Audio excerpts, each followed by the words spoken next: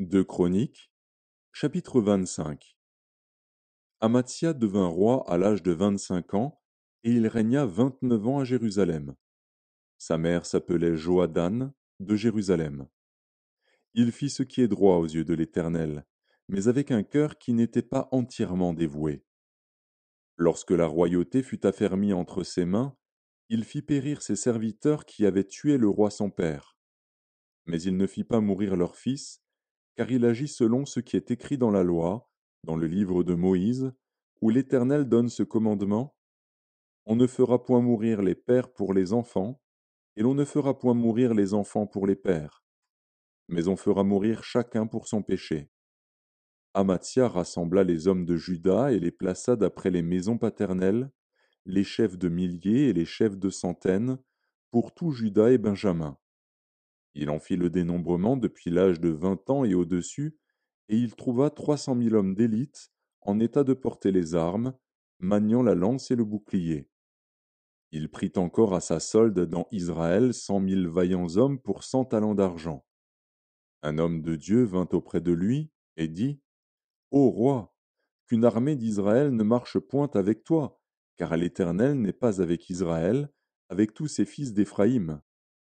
Si tu vas avec eux, quand même tu ferais au combat des actes de vaillance, Dieu te fera tomber devant l'ennemi, car Dieu a le pouvoir d'aider et de faire tomber.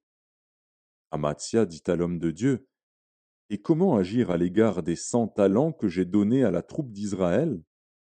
L'homme de Dieu répondit: L'Éternel peut te donner bien plus que cela.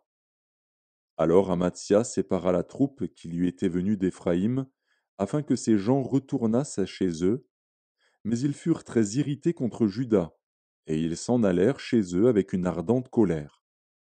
Amathia prit courage, et conduisit son peuple. Il alla dans la vallée du Sel, et il bâtit 10 000 hommes des fils de Séhir. Et les fils de Juda en saisirent 10 000 vivants, qu'ils menèrent au sommet d'un rocher, d'où ils les précipitèrent, et tous furent écrasés. Cependant, les gens de la troupe qu'Amatzia avait renvoyés pour qu'ils n'allassent pas à la guerre avec lui firent une invasion dans les villes de Juda, depuis Samarie jusqu'à Beth-Horon, y tuèrent 3 000 personnes et enlevèrent de nombreuses dépouilles. Lorsqu'Amatzia fut de retour après la défaite des Édomites, il fit venir les dieux des fils de Séhir et se les établit pour Dieu. Il se prosterna devant eux et leur offrit des parfums. Alors la colère de l'Éternel s'enflamma contre Amatzia, et il envoya vers lui un prophète, qui lui dit: Pourquoi as-tu recherché les dieux de ce peuple, quand ils n'ont pu délivrer leur peuple de ta main? Comme il parlait, Amatzia lui dit: Est-ce que nous t'avons fait conseiller du roi? Retire-toi. Pourquoi veux-tu qu'on te frappe?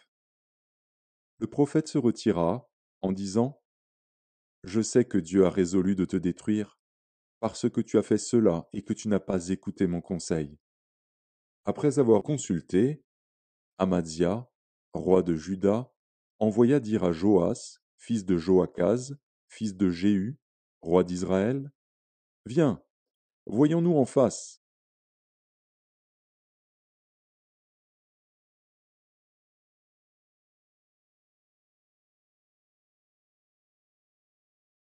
Et Joas, roi d'Israël, fit dire à Amatzia, roi de Juda: L'épine du Liban envoya dire au cèdre du Liban: Donne ta fille pour femme à mon fils. Et les bêtes sauvages qui sont au Liban passèrent et foulèrent l'épine.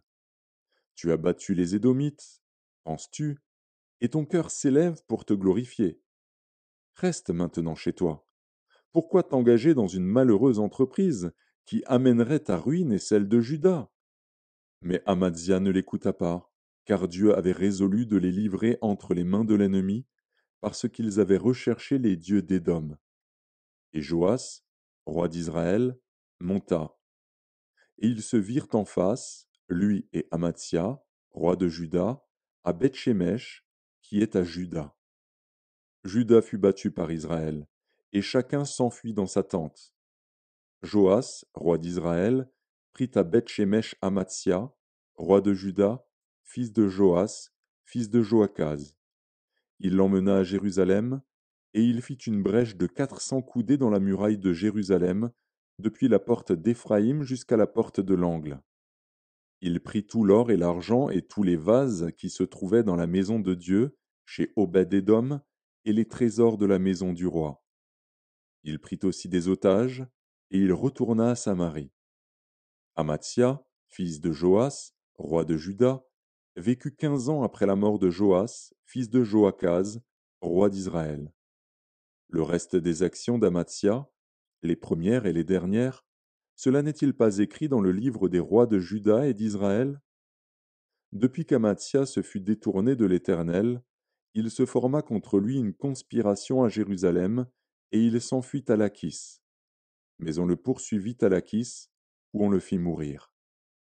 On le transporta sur des chevaux, et on l'enterra avec ses pères dans la ville de Juda.